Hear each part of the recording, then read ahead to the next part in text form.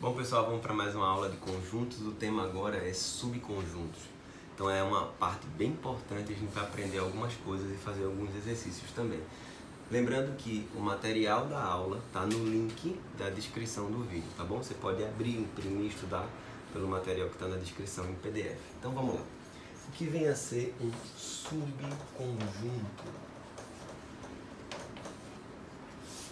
Um subconjunto é um conjunto obtido a partir de um outro conjunto inicial. Então, intuitivamente é isso que eu estou falando. Você tem aqui um conjunto A, e se esse conjunto A está contido em B, quando qualquer elemento que pertence a B, ele também vai pertencer ao conjunto A. Esse é o conceito de subconjunto.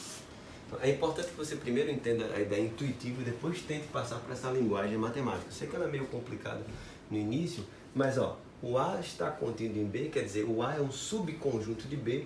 Quando você diz assim, qualquer elemento que eu pensar em B, se estiver dentro de A, é porque o A está contido em B.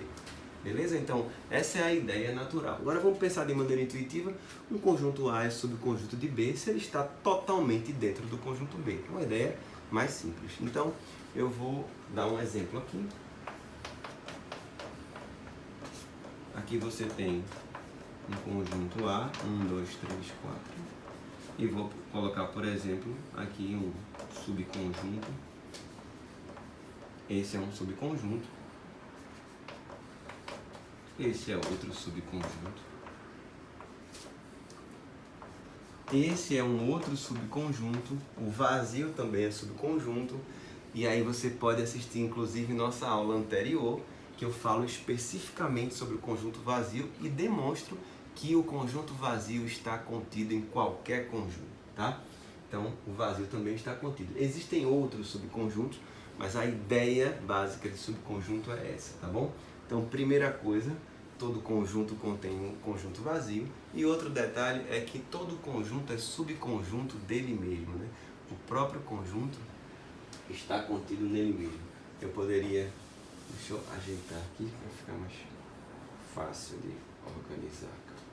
Então a gente tem, por exemplo, o A está contido no próprio A. O conjunto A é subconjunto dele mesmo. Como é que eu posso fazer isso? Usar essa definição. X pertence a implica X pertence a, quer dizer, esse conceito aqui acaba encaixando nessa definição. Então, o conjunto contém sempre o conjunto vazio e todo conjunto é subconjunto dele mesmo, tá bom? Agora a gente vai aprender como é que se calcula a quantidade de subconjuntos, beleza? Vamos aprender a demonstração dessa ideia que é bem legal. Vamos aprender a demonstração da quantidade de subconjuntos de um conjunto. Eu vou definir aqui uma coisinha para vocês. Aqui vou dar um exemplo de um conjunto com 3 elementos. E aí a gente chama de P de A o conjunto formado pelos subconjuntos de A. Em matemática isso recebe o nome do conjunto das partes. Isso aqui chama-se o conjunto das partes de A, que são os subconjuntos. Então vamos colocar aqui somente o elemento A, somente o elemento B, somente o elemento C, pode ser o A e B, pode ser o A e C, pode ser o B e C, pode ser o próprio conjunto e pode ser o vazio. Como eu tinha dito, todo conjunto é subconjunto dele mesmo e o conjunto vazio está contido em qualquer conjunto, que a gente provou inclusive na aula anterior. Quem não viu, dá uma checada lá. Então, isso aqui é o conjunto das partes. Se eu quiser saber quantos elementos tem, 1, 2, 3, 4, 5, 6, 7, 8 elementos. Isso aqui é a cardinalidade do conjunto das partes. Quer dizer, cardinal é a quantidade, cardinalidade do conjunto das partes. Então, o que a gente vai aprender agora é como é que se calcula a cardinalidade do conjunto das partes, ou seja, qual é o número de subconjuntos de um conjunto com n elementos. Tem muita gente que já sabe, eu já sei, é 2 elevado a n, beleza. Agora, de onde é que vem isso? Não pode ser uma coisa a partir de observações consecutivas. Eu fui testando para 1, para 2, para 3, para 4 e percebi que era sempre 2 elevado a n. Mas em matemática isso infelizmente não vale nada. A gente precisa provar as coisas, tá bom? Então vamos lá para a demonstração dessa fórmula, que é uma fórmula simples, mas eu vou demonstrar para vocês com uma ideia bem interessante, tá bom? Então, para a gente demonstrar, eu vou começar construindo um raciocínio super interessante para vocês entenderem como funciona isso, tá bom? É uma ideia simples, mas muito engenhosa. Então, aqui está o conjunto A, e aqui eu coloquei alguns subconjuntos, eu não coloquei todos, eu coloquei apenas alguns. E eu vou fazer o seguinte: os elementos que estão aparecendo nos meus subconjuntos, tá? Os elementos que aparecem, eu vou colocar um sinal de mais, como se fosse uma luzinha acesa, dizendo que ele está presente. E os que não aparecem, eu coloco um sinal de menos, como se fosse uma luz apagada. Então, vê só. Aqui o conjunto original é 1, 2, 3. Aqui eu tenho 1 e 2. Como 1 e 2 estão presentes, eu vou dizer que é mais e menos. A luz do 3 está apagada. Aqui eu tenho 2 e 3. A luz do 1 está apagada, a do 2 está acesa, o 3 também. Aqui 1, 2, 3, os 3 estão presentes, então as 3 luzes estão acesas. Aqui o conjunto vazio, está tudo apagado. Aqui só está o conjunto 2, então seria apagado, aceso, apagado. Aonde eu quero chegar com esse raciocínio? Que se eu tenho um conjunto com 3 elementos, o número de maneiras de montar os subconjuntos é o número de maneiras de fazer um trio de sinais de mais ou menos. Olha só, aqui eu tenho um elemento, outro elemento, outro elemento. O primeiro elemento pode estar presente ou não. A luz pode estar acesa ou apagada. Eu tenho 2 possibilidades. Ele pode estar ou não estar. Então, 2 possibilidades. O elemento pode estar ou não estar também aqui para o segundo. Aqui seria para o elemento 1, aqui seria para o elemento 2 e aqui seria para o elemento 3. A luzinha dele pode estar acesa ou apagada, ou acesa ou apagada. Aqui eu tenho 8 possibilidades, portanto eu tenho 8 subconjuntos. Legal essa ideia, né? Então vamos generalizar. Se eu pensar agora para n elementos, eu tenho o primeiro elemento, o segundo, o terceiro, até o enésimo elemento. Para cada um pode estar aceso ou apagada, aceso ou apagada, aceso ou apagada, aceso ou apagada. Então dá 2 elevado a n. Isso aqui é o número de subconjuntos de um conjunto. Então essa ideia aqui é bem simples e bem engenhosa, tá bom? Aqui a gente acabou de provar a cardinalidade do conjunto das partes. Quantos subconjuntos tem um conjunto com n elementos? Resposta, 2 elevado a n, tá bom? Eu vou escrever agora organizadamente aqui para a gente ver que tem uma outra interpretação também para esse resultado daqui, tá? Essa demonstração que eu fiz serve também para calcular um tópico de análise combinatória bem interessante, que é o seguinte: se você tem um conjunto com n elementos, os subconjuntos que a gente vai formando são pequenas comissões, onde os objetos dessas comissões são os elementos do conjunto. Então, por exemplo, se eu tiver um conjunto com 10 elementos, todos os subconjuntos com 4 elementos são várias comissões que podem ser formadas a partir desse conjunto inicial. Então, se eu quisesse saber o total de subconjuntos, seria o total de combinações possíveis de todos os objetos desse conjunto.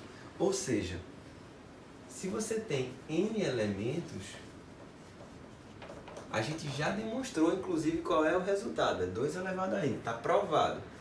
O total de subconjuntos seria combinar os elementos de 0 em 0, que seria o vazio, combinar de 1 em 1, que seriam todos os conjuntos unitários, combinar de 2 em 2, que seriam todos os conjuntos de 2 elementos, até o próprio conjunto, que é combinar de n em n. Então, o que eu acabei de provar é que a soma das combinações é 2 elevado a n. Veja, a gente demonstrou essa propriedade usando o princípio da contagem, mas a gente provou o somatório das combinações. Para quem gosta de uma notação através do número binomial, poderia ser assim, também é uma maneira muito usada. Para quem gosta de economizar energia, eu também gosto. A gente pode escrever como um único somatório, eu acho infinitamente melhor isso, inclusive, onde I varia de 0 a N. 2 elevado a N é muito mais rápido também, tá bom? Então, o número, isso aqui é só uma formalidade, né? O número de subconjuntos é o total de combinações, combinar de 0 em 0, de 1 em 1, de 2 em 2, de 3 em 3, de 4 em 4, até o conjunto inteiro de N em N. Então essa demonstração é muito legal, tá bom? Vamos fazer alguns exercícios sobre subconjuntos. Vamos lá, vamos para a questão aqui número 14 da ficha. Lembrando que o PDF está na descrição do vídeo, tá? A questão diz o seguinte: seja S um conjunto S1, S2, S3, então vou botar aqui questão 14, S é um conjunto S1, S2 e S3, tem 3 elementos de sintomas de uma determinada moléstia, quer dizer, tem uma doença que tem os 3 sintomas. Em geral, um portador dessa moléstia apresenta apenas um subconjunto não vazio de S. Quando ele fala apenas um subconjunto, quer dizer que para uma pessoa que tem essa doença, ela apresenta pelo menos um dos elementos desse conjunto como sintomas. Quando ele fala subconjuntos não vazios, significa que ela não pode apresentar nenhum sintoma, porque aí ela teoricamente não estaria doente, tá bom? Então, pelo menos um sintoma. Assinale a única alternativa que corresponde ao número de subconjuntos de S que poderão apresentar os pacientes portadores dessa moléstia. Bom, uma pessoa que vai apresentar um subconjunto daqui, se eu fosse calcular o número de subconjuntos, a gente já aprendeu que é 2 elevado ao número de elementos, ou seja, 2 elevado à terceira. Significa que essa pessoa pode apresentar 8 subconjuntos contando com esse conjunto S. No entanto, dentro desses 8 subconjuntos, existe o conjunto vazio. E a gente viu aqui que o conjunto vazio também está presente no conjunto S. Como ele quer saber quantos subconjuntos não vazios ela pode apresentar, a resposta do problema seria 2 elevado à terceira, no caso, vou botar logo aqui 8, menos 1. Então ela pode apresentar até 7 quadros de sintomas possíveis. Só um sintoma, 2 ou todos, só não pode vazio, tá bom? Então, resolvido o problema, letra A. Agora a gente vai fazer a questão número 15. Questão 15. Um artesão construiu 10 peças distintas e colocou-as à venda em uma exposição. São 10 peças no total, aqui ó, 10 peças. Colocou-as à venda em uma exposição. O primeiro comprador resolveu levar pelo menos 2 peças. Não importa a ordem. Ou seja, se eu tenho 10 peças para comprar, quero escolher 3, quero escolher 4, quero escolher 5, quero escolher as 10. Isso é um subconjunto. A pergunta dele é: sendo assim, o total de possibilidades de compra desse cliente foi... Bom, a questão fala que ele vai levar pelo menos 2.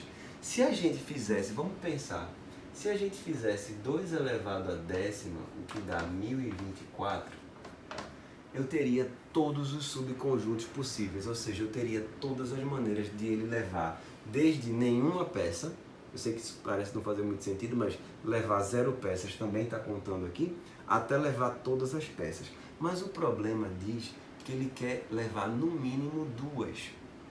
Então a gente precisa retirar alguns casos aí para poder terminar a questão.